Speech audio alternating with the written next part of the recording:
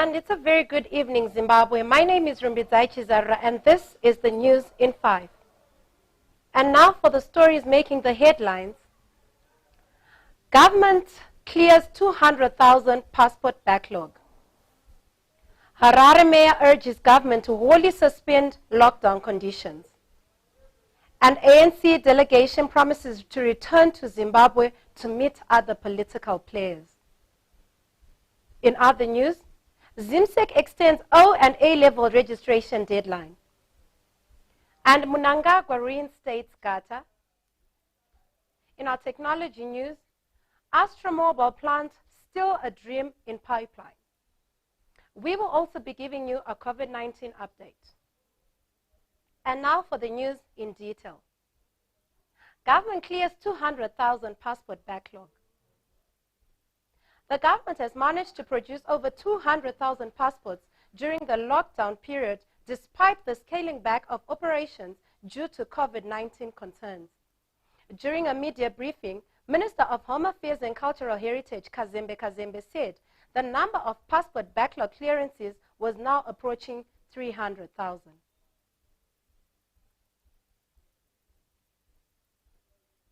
And Harare Mayor urges government to wholly suspend lockdown conditions. Newly installed Harare Mayor, His Worship Jacob Mafume, has urged the government to come up with measures that will see the Harare economy in full operation. His remarks during a live interview with TechMac TV come at a time the government is slowly opening up the economy following a COVID-19 induced lockdown. The President, Emerson Mnangagwa, more than 2 months ago, declared a nationwide indefinite lockdown as a measure to combat the spread of the pandemic virus. An ANC delegation promises to return to Zimbabwe to meet other political players. South African ruling party ANC, African National Congress, has reiterated that it will be making another trip to Zimbabwe to meet all political parties and other civil players as it seeks to solve the Zimbabwean impasse. This message, however, is against ZANU-PF, who have warned South Africa envoy that they cannot and must not speak with opposition, as this is against their beliefs, and South Africa does not have an overseer role to Zimbabwe and can only be in Zimbabwe upon their invite. Sister party, the ANC, had been made to believe that there was a crisis in Zimbabwe. We are not sure how they became convinced of that, but some of them came here with that notion. However, in our meeting, which lasted the whole day, the notion of a crisis in Zimbabwe was quickly dismissed. And both sides agreed that there was no crisis in Zimbabwe. Both sides agreed that yes, there were challenges, but these challenges were not unique to Zimbabwe. Both Zimbabwe and South Africa faced challenges. And to want to classify challenges as a crisis would be wrong. And we agreed on that. Once we had agreed on that there was no crisis in Zimbabwe, there were challenges, we spent most of the day discussing the challenges that faced both South Africa and Zimbabwe, and how we as former liberation movements can work together and cooperate in order to overcome these challenges as neighbors, as sister parties. That's how we spent most of our time. In fact, no time was spent at all. And in other news, ZIMSEC extends O and A-level registration deadline. The Zimbabwe School Examinations Council, ZIMSEC, has extended the registration deadline for this year's ordinary and advanced level November examinations to October 2 for the benefit of students who failed to beat the March deadline due to COVID-19 lockdown restrictions. ZIMSEC Director Lazarus Nembaware revealed the update in a circular address to provincial directors, school inspectors, and heads. For examination classes, opening of the tourism and hospitality industry, aviation sectors, and the need to afford the working class time to attend gymnasia, Cabinet approved the extension of business operating hours, including those of gymnasia, from 6:30 a.m. to 1830 hours. Cabinet further approved the resumption of intercity travel. This is to facilitate the smooth movement of examination candidates, citizens, and visitors.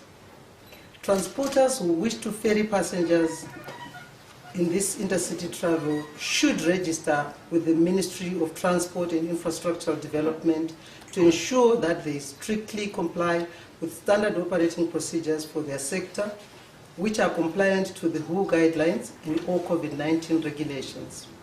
In support of this service, the Vehicle Inspection Department, VID, should also resume its services. All employees in the tourism sector should comply with the COVID-19 regulations as is done in all the other approved services. I also want to say only international travelers are required to provide a 48-hour negative COVID-19 certificate. Then, in order to facilitate access to critical documentation from Central Registry during the COVID-19 induced lockdown, Cabinet approved that the Central Registry should reopen and offer services such as the issuance of bail. And Mnangagwa reinstates Govt.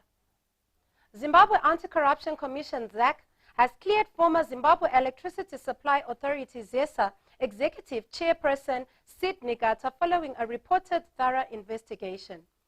The investigations around alleged corruption activities on Govt were initiated by President Emmerson Mnangagwa more than a month ago. Govt, together with his entire board members who had been fired, have now been reinstated following the completion of 4 of the 6 cases leveled against them.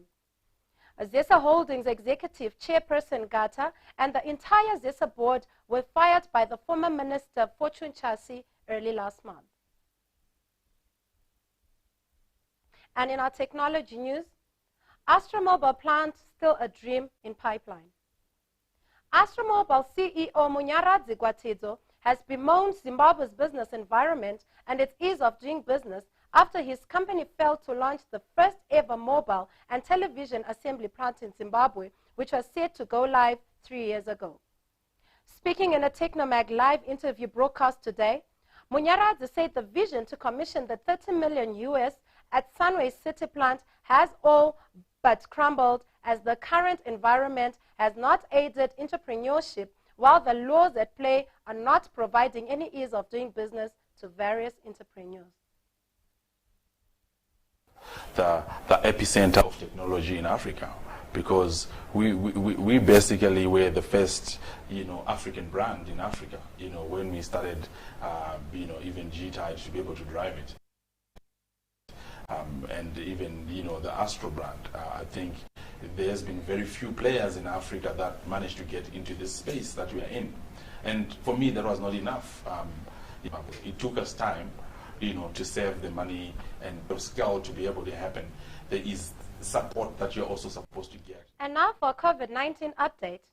Zimbabwe has to date recorded 7,576 positive corona cases, with 5,003 of them being recoveries and 224 deaths. There is the news in 5, broadcasting to you live from TechMac TV, from the crews behind the scenes. My name is Rumbidzai Chizarura, and remember to follow us on Twitter, like our Facebook page, subscribe onto our YouTube channel and Instagram.